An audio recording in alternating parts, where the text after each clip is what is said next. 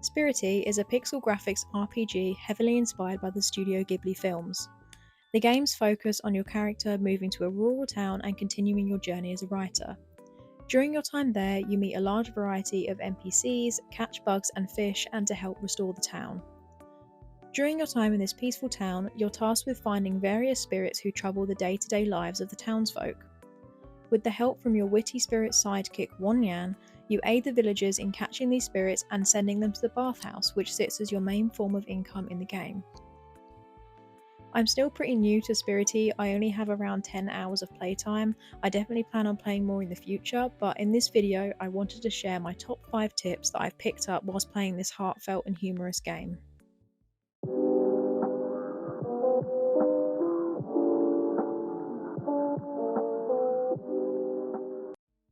My first tip is to take notes about specific spirits that visit your bathhouse.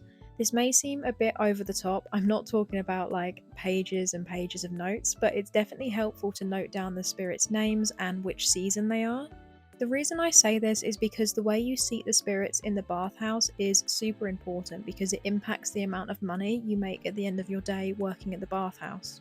I kind of made the mistake of thinking that I'd be able to remember all of them. Don't get me wrong, naturally at the start when you've got a small amount of spirits, it's pretty easy to remember which spirits get along and which spirits don't get along. But I'm sure, as a lot of you know, the more spirits that show up, the harder it is to remember their relationships with one another. So making little notes every now and then is definitely something that I'd recommend as the bathhouse starts to get busier. My second tip is to try and level up your friendship with villagers as much as you can. Leveling up friendships with NPCs is nothing new in video games, particularly cozy games, but the motivation for getting closer to these villagers is a little bit different. Unfortunately, the villagers aren't romanceable, which can be a bit off-putting when it comes to chatting to the villagers because, let's be honest, in games like Coral Island and Stardew Valley, you want to get to know the players more for lore purposes, but most importantly, romantic reasons. But in Spirittea, it's crucial to get to know the villagers more, as once you reach a certain level of friendship with these villagers, they can help you out at the bathhouse and save you running around like a headless chicken once things start to get busy. You also get a gift from every time you level up your friendship, which is pretty cool. I highly recommend doing this because not only do all the villagers have their own quirky characteristics, but they'll help you out and it's super easy to raise the little friendship meter that makes this tip even more easier to do.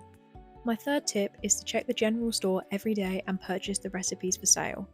The general store's stock rotates every day and it's super important to stock up on as many recipes as you can, since not only are they super cheap, but they're also important in helping catch specific spirits and for feeding the spirits in the bathhouse.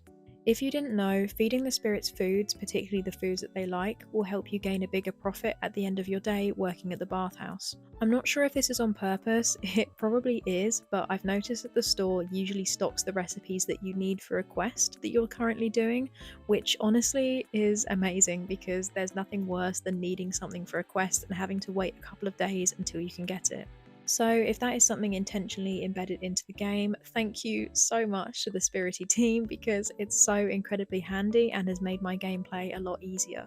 My fourth tip was originally to save up enough money to buy bag upgrades, but I feel like at this point it is just common knowledge to do this, like in most cozy games or just games in general, you've got to save up for that bag. Like, I know the money seems like a lot initially, but it's so worth it. But anyways, my actual fourth tip is relatively similar, I guess, but to make sure you save up as much as you can for the bath upgrades. Just like the bag prices in games, the money can be pretty daunting when you're starting a save with like little to no money, but saving up for a bath upgrade is so essential because you'll very quickly realise that one bath will not be enough for all of these spirits because they all vary in sizes and some of them need a whole bath for themselves, honestly. So don't be scared by the price, invest in those bath upgrades because the more baths you have, the more spirits you can serve and ultimately the more money you can make. So it all works out. My final tip, this might sound silly to most of you, but it's something that I wish I realised earlier,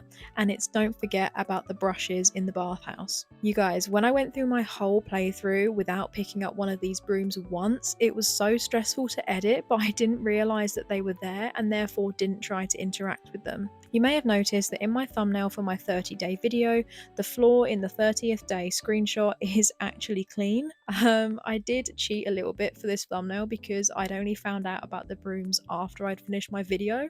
So I went back into my game and literally spent a day in the bathhouse sweeping the floor so I could get the screenshot from my thumbnail. So yeah, there's a little bit of an exclusive for you if you were wondering why the entirety of my 30-day video, the floor was a mess, and then in the thumbnail it was spotless. That's why, that's how I fixed that issue. But that's my final tip for this video.